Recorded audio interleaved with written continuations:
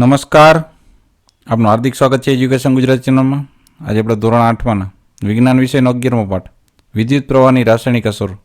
આ પાઠનું સ્વાધ્યાયપોથીનું સંપૂર્ણ solution video માધ્યમ શીખવાનું છે. ચેનલ પર નવા આવ્યો ચેનલ સબસ્ક્રાઈબ કરો, વિડીયો મેં લાઈક કરી દો. 5મો પ્રશ્ન, નીચેના પ્રશ્નોના 1-2 વાક્યમાં ઉત્તર લખો. પહેલો પ્રશ્ન, વિદ્યુત સુવાહક એટલે શું અને તેના ઉદાહરણ આપો. તેનો જવાબ છે જે પદાર્થો પોતાનામાંથી સરળતાથી વિદ્યુત પ્રવાહ પસાર થવા દે તેવા પદાર્થને વિદ્યુતના સુવાહક કહે છે. ઉદાહરણ તરીકે એલ્યુમિનિયમ, તાંબુ વગેરે. બીજો પ્રશ્ન, વિદ્યુત અવાહક એટલે શું અને તેના ઉદાહરણ આપો. તેનો જવાબ છે જે પદાર્થો પોતાનામાંથી સરળતાથી વિદ્યુત પ્રવાહ પસાર થવા દેતા નથી તેવા પદાર્થને વિદ્યુતના અવાહકો કહેવાય છે. ઉદાહરણ તરીકે રબર, લાકડું, પ્લાસ્ટિક વગેરે. ત્રીજો પ્રશ્ન, જ્યારે કોઈ ટેસ્ટરના મુક્ત છેડાને કોઈ દ્રાવણમાં ડૂબાડવામાં આવે છે ત્યારે ચુંબકીય સોય કોણાવર્તન દર્શાવે છે, તેનું કારણ સમજાવો. તેનો જવાબ છે કે આપેલ દ્રાવણ એ વિદ્યુત વાહક હોવાથી દ્રાવણમાંથી વિદ્યુત પ્રવાહ પસાર કરવાથી ટેસ્ટરનો પરિપથ પૂર્ણ થઈ જાય છે. આમ વિદ્યુત પ્રવાહ ટેસ્ટરમાંથી પસાર થાય છે ત્યારે ચુંબકીય અસર ઉપજાવે છે, જેના કારણે ચુંબકીય સોય કોણાવર્તન દર્શાવે છે. ચોથો પ્રશ્ન, શું શુદ્ધ પાણી વિદ્યુતનું વહન કરે છે?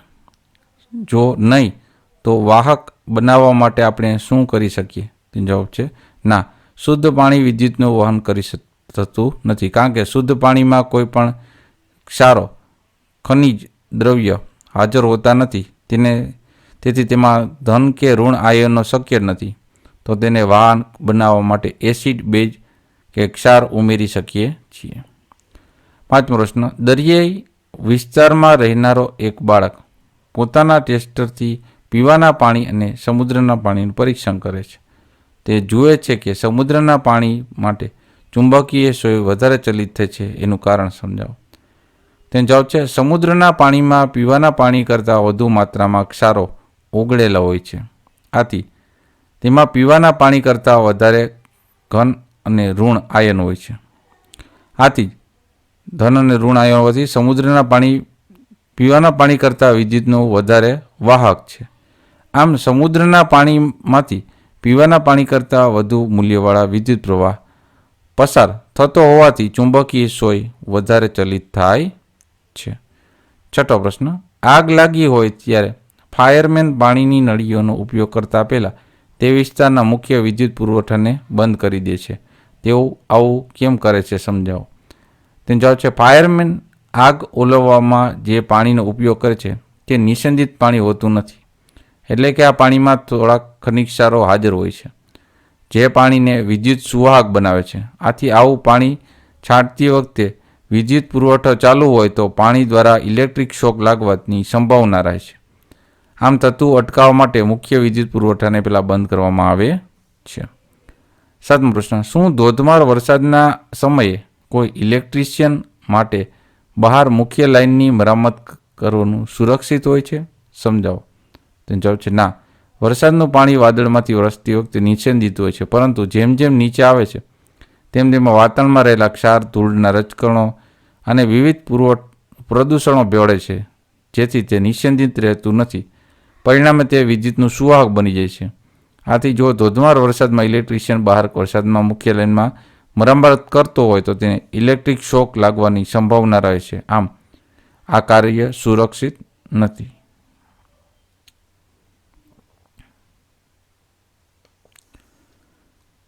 8મો પ્રશ્ન, પહેલી એ સાંભળ્યું હતું કે વરસાદી પાણી એટલું જ શુદ્ધ હોય છે કે જેટલું નિષેધિત પાણી. તેથી જ એને એક સ્વચ્છ કાચની ગ્લાસમાં થોડુંક વરસાદી પાણી એકત્રિત કરી ટેસ્ટરની તેનું પરીક્ષણ કર્યું. તેણે જોયું કે આશ્ચર્ય થયું કે ચુંબકીય સોય કોણાવર્તન દર્શાવે છે. તેનું કારણ કયું હોઈ શકે? તેનો જવાબ છે વાદળમાંથી વરસાદ સ્વરૂપે પડતું પાણી શરૂઆતમાં નિષેધિત પાણી જેટલું શુદ્ધ હોય છે, પરંતુ તે વાતાવરણમાં રહીને જેમ જેમ જમીન તરફ આવે છે તેમ તેમ વાતાવરણમાં ક્ષાર, ધૂળના રજકણો અને વિવિધ પ્રદૂષકો ભળે છે. આથી તે સંપૂર્ણ નિષેધિત પાણી રહેતું નથી. પરિણામે વરસાદી પાણી વિદ્યુત સુવાહક બને અને તેવું ચુંબકીય ટેસ્ટરથી પરીક્ષણ કરતાં ચુંબકીય સોય કોણાવર્તન દર્શાવે છે. 9મો પ્રશ્ન, વિદ્યુત પ્રવાહની ચુંબકીય અસર એટલે શું? તેનો જવાબ છે વાહક તારમાંથી વિદ્યુત પ્રવાહ પસાર થતો હોય તેની પાસે રાખેલા ચુંબકીય સોય કુણાવર્તન દર્શાવે છે અને તેને 4 વાહકતાર પોતે ચુંબકીય તરીકે વર્તી જાય છે, જેની વિદ્યુત પ્રવાહની ચુંબકીય અસર કહેવામાં આવે છે.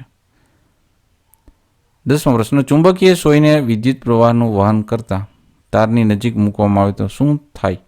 તેનો જવાબ છે ચુંબકીય સોયનું કુણાવર્તન થશે. 11 પ્રશ્ન, અમુક મર્યાદા સુધી તાજા ફળો અને શાકભાજી વિદ્યુતના વહન શા માટે કરી શકે છે? તેનો જવાબ છે તાજા ફળો અને શાકભાજીમાં હાજર એવા વિવિધ ક્ષારોને લીધે તેઓ અમુક મર્યાદા સુધી વિદ્યુતનું વહન કરી શકે છે. 12મો પ્રશ્ન, બટાટાના એક ટુકડામાં વિદ્યુત પ્રવાહ થોડા સમય માટે પસાર કરતા એનોડની આસપાસ કયા રંગનો ડાઘ વિદ્યુત પ્રવાહની કઈ અસરને લીધે બનશે? તેનો જવાબ છે બટાટામાં વિદ્યુત પ્રવાહ થોડા સમય માટે પસાર કરવામાં આવે તો એનોડ એટલે કે બેટરીનો ધન છેડા સાથે જોડાયેલ ભાગમાં આસપાસ લીલાશ પડતા ભૂરા રંગનો ડાઘ જોવા મળે છે. આમ થવાનું કારણ વિદ્યુત પ્રવાહનું રાસાયણિક અસર છે. 13મો પ્રશ્ન, તમારી આસપાસ ઇલેક્ટ્રોપ્લેટિંગ કરેલી વસ્તુઓની યાદી તૈયાર કરો.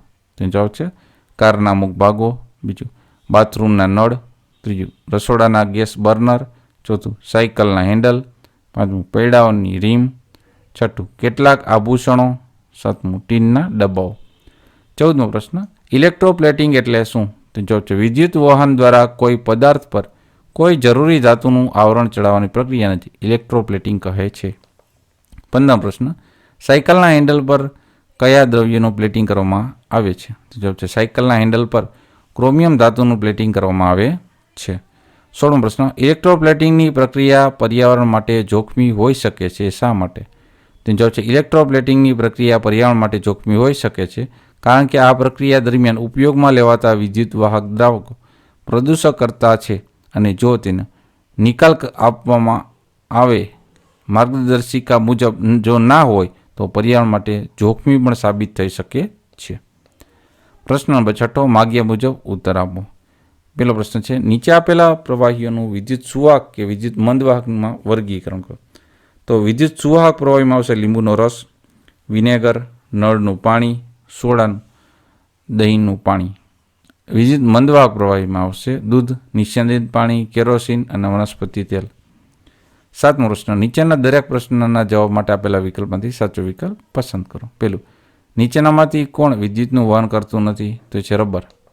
બીજું, વિદ્યુત પ્રવાહની ખાલી જગ્યા અસરને લીધે બલ્બ પ્રકાશિત થાય છે, ઉષ્મીય અસરને લીધે.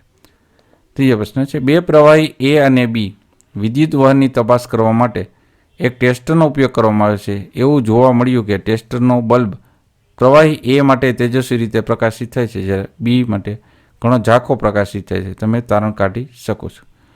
તમે છે પ્રવાહી એ અને પ્રવાહી બી કરતાં વધારે સારું વાહક છે એમ સાબિત થઈ છે. ચોથો ખાલી જગ્યા છે, ખાલી જગ્યાનું દ્રાવણ વિદ્યુતનું વહન કરતું નથી, તો ખાંડનું. 5મી ખાલી જગ્યા, વિદ્યુત પ્રવાહને કારણે ખાલી જગ્યા પ્રતિક્રિયાઓ આપે છે, તો ઉષ્મીય, રાસાયણિક અને ચુંબકીય આપેલ તમામ આવશે.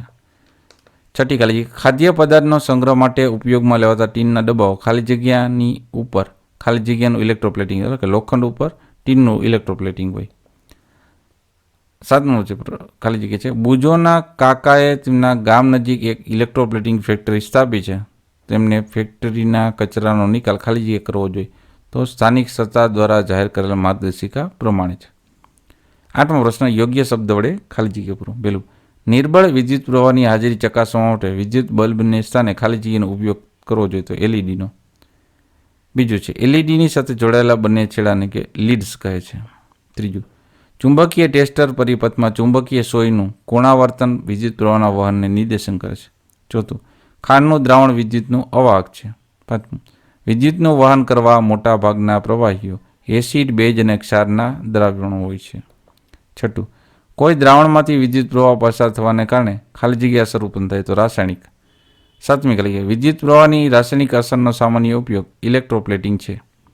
8મી ખાલી જગ્યા, કોઈ પદાર્થ પર ઇલેક્ટ્રોપ્લેટિંગ કર્યા બાદ તેનું દળ વધે છે.